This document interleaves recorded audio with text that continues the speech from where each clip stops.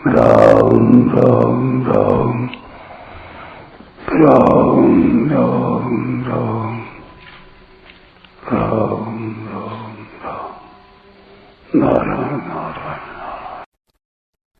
साधक का जन्म तो हो चुका है और व्याधि अवश्यंभावी नहीं है, परंतु वृद्धावस्था और मृत्यु ये दोनों अवश्यंभावी हैं और इनसे मनुष्य को अधिक दुख होता है।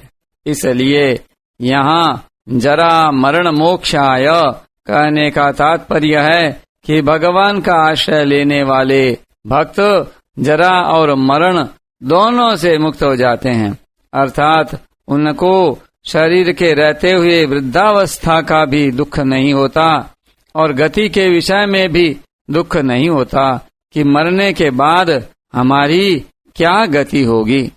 वे भगवान का आश्रय लेकर प्रयत्न करते हैं, इसलिए वे परा अपरा के सहित भगवान के समग्र रूप को जान लेते हैं, अर्थात विज्ञान सहित ज्ञान को जान लेते हैं। यद्यपि कर्मयोगी और ज्ञान योगी भी जन्म मरण से मुक्त हो जाते हैं, पर भक्त जरा मरण से मुक्त होने के साथ साथ भगवान के समग्र रूप को भी जान लेते हैं। कारण कि कर्मयोगी और ज्ञान योगी की तो आरंभ से ही अपने साधन की निष्ठा होती है, पर भक्त आरंभ से ही भगवान निष्ठ अर्थात भगवत परायण होता है। भगवान निष्ठ होने से भगवान कृपा करके उसको अपने समग्र रूप का ज्ञान करा देते हैं। इसी अध्याय के तीसरे श्लोक में भगवान ने कहा था कि कोई एक ही विरला मनुष्य मेरे समग्र रूप को जानता है। कश्चिन माम वेत्ति तत्वतः। यहाँ बताते हैं कि जो मेरे शरण हो जाता है वह मेरे समग्र रूप को जान लेता है। अतः भगवान के समग्र रूप को विज्ञान सहित ज्ञान को जानने की मुख्य साधना है शरणागति, मामाश्रित्य। कारण कि समग्र का ज्ञान विचार से नहीं होता, प्रत्युत श्रद्धा विश्वास पूर्वक शरणागत होने पर भगवत कृपा से ही होता है। इसलिए भगवान ने 7वें अध्याय के आरंभ में मदाश्रयः कहकर अंत में मामाश्रित्य पद से उसका उपसंहार किया है। ब्रह्म निर्गुण निराकार, कृत्स्न अध्यात्म, अनंत योनियों के अनंत जीव तथा अखिल कर्म, उत्पत्ति स्थिति प्रलय आदि की संपूर्ण क्रियाएं, यह ज्ञान का विभाग है। इस विभाग में निर्गुण की मुख्यता है। अधिभूत अपने शरीर सहित संपूर्ण 5 भौतिक जगत, अधिदैव मन इंद्रियों के अधिष्ठात्री देवता सहित ब्रह्मा जी आदि सभी देवता तथा अधियज्ञ अंतर्यामी विष्णु और उनके सभी रूप, यह विज्ञान का विभाग है। इस विभाग में सगुण की मुख्यता है। अधिभूत, अधिदैव और अधियज्ञ के सहित कहने का तात्पर्य है कि सत असत परा अपरा सब कुछ भगवान ही हैं। भगवान के सिवाय किंचित मात्र भी कुछ नहीं है। सत असत को अलग अलग करने से ज्ञान मार्ग होता है। ना सतो विद्यते भावो, ना भावो विद्यते सतः, उभयोरपि। और एक करने से भक्ति मार्ग होता है। सदसच्चाहम् अर्जुन।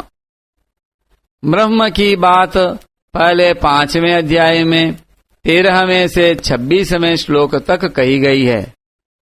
कृत्स्न अध्यात्म की बात पहले 6ठे अध्याय के 29वें श्लोक में सर्वभूतस्थमात्मानम् पद से कही गई है।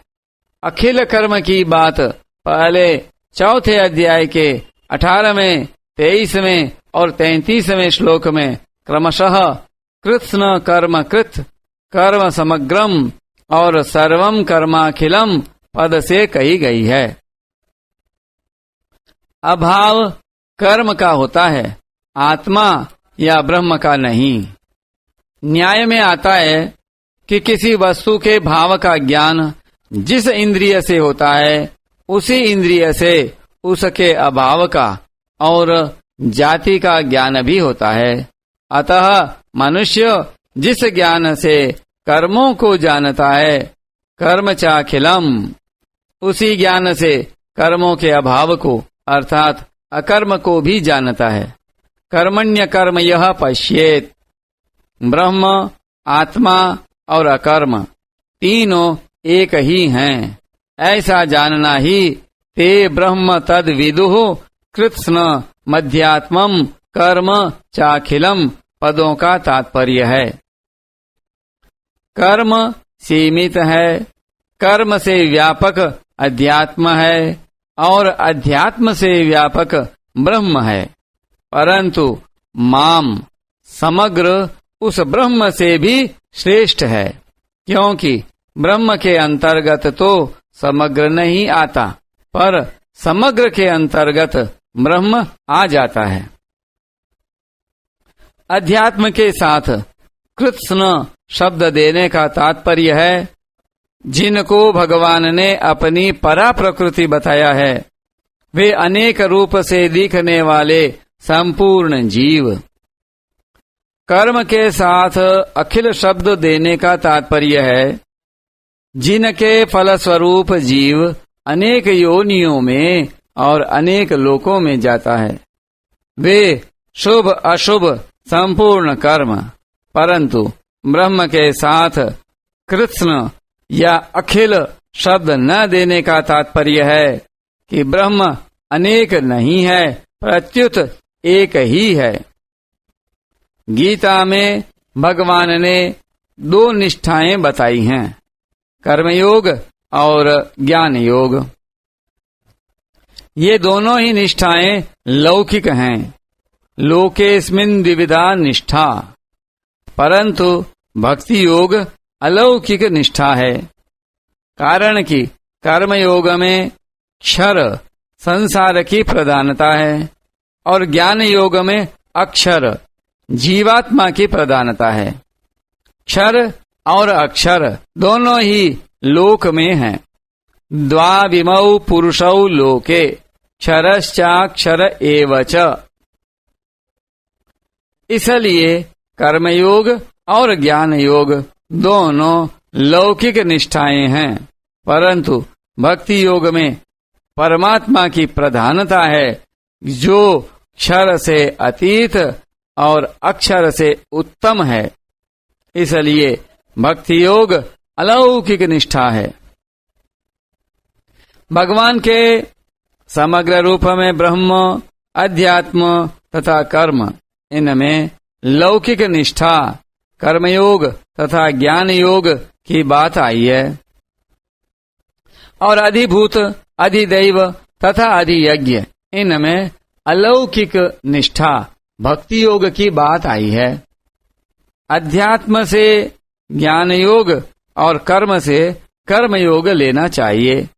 ज्ञान योग और कर्मयोग दोनों से ब्रह्म की प्राप्ति होती है।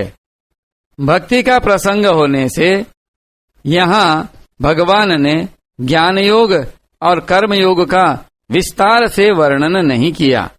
इनका विस्तार से वर्णन पिछले अध्यायों में कर चुके हैं।